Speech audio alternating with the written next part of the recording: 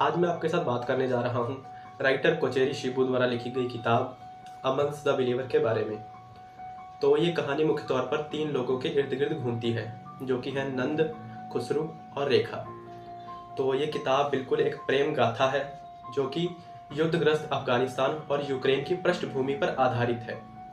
तो अगर हम इंटेलिजेंस एजेंसीज की बात करें, वो चाहे किसी भी देश की हो, जासूसी करवाने में वो पीछे नहीं रहती। उन्हें बस तलाश होती है एक ऐसे बलि के बकरे की जिसने कुछ छोटा मोटा संगीन अपराध किया हो, और फिर वो एजेंसी कैसे उस शख्स का इस्तेमाल करके अपनी इंटरनल और एक्सटर्नल सिक्योरिटी को कैसे न्यूट्रलाइज करती है, और हमारे भारत देश में ये काम रॉ करती है। और अमूमन हम देखते हैं कि एक स्त्री अपने मान सम्मान के लिए हमेशा अभिलाषी रहती है, और आगे चलकर फिर उसे कभी कोई ऐसा इंसान मिलता है जो उसकी बहुत ही कदर करे, जो उसका बहुत आदर सम्मान करे, और चाहे वो व्यक्ति एक टेरर अक्यूज ही क्यों ना हो, फिर भी उस स्त्री का दिल उस इंसान पर आ जाता है।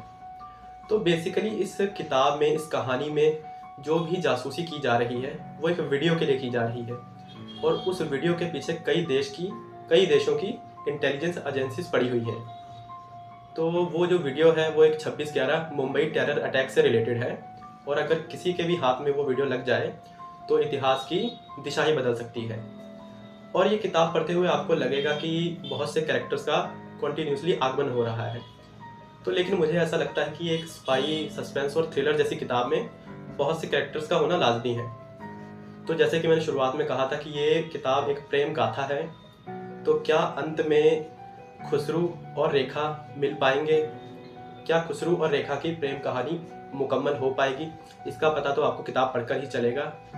तो अगर आप कुछ सस्पेंस, एक्शन, थ्रिलर और जैसी जासूसी जैसी कुछ पढ़ना चाहते हैं तो आप ये किताब पढ़ सकते हैं।